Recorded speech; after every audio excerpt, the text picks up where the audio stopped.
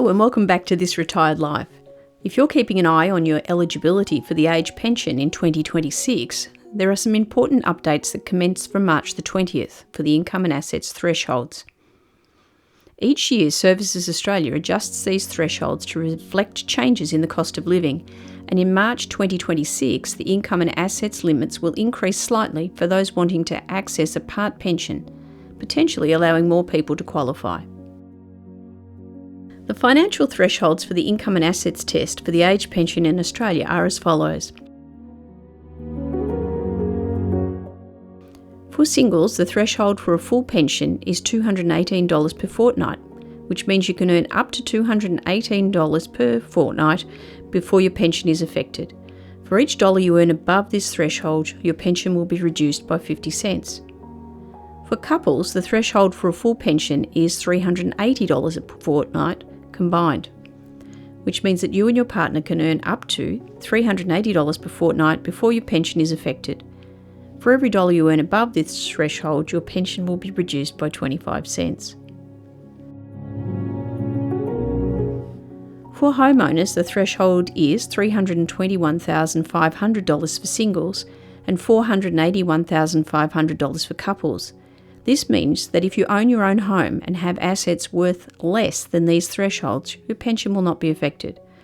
Your home is not counted as an asset when you're calculating a pension or payment, but ownership of a home will affect how your assets are calculated. For non-home owners, the threshold is $579,500 for singles and $739,500 for couples.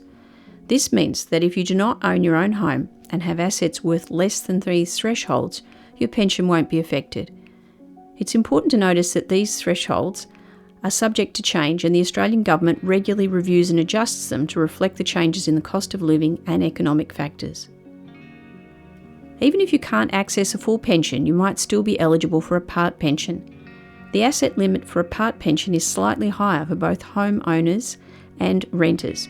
Single homeowners can have assets not including their home up to $722,500, while couples can have assets up to $1,085,000.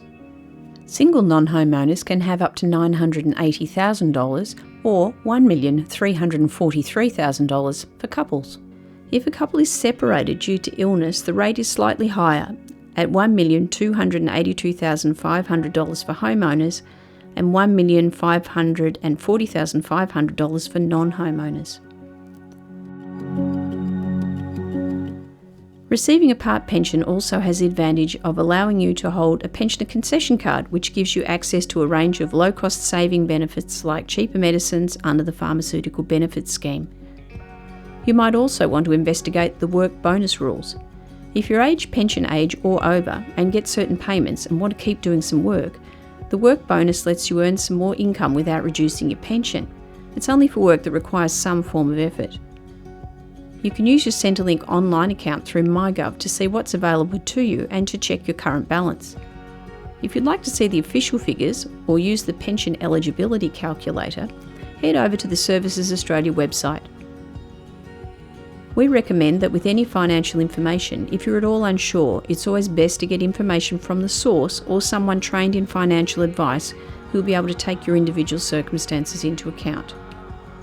If you've been able to access the work bonus, pop the type of work you were doing in the chat. It might inspire others to take on a few hours extra work each week and have a little bit more money to play with. Make sure to subscribe and tap the bell so you don't miss any future updates on changes to these amounts. And if you've got any questions, don't put them in the chat. Speak to professionals. Chances are the experts really aren't answering questions on YouTube. Thanks for watching This Retired Life. If you found this helpful, you might like our video on creating a medical power of attorney or medical decision maker.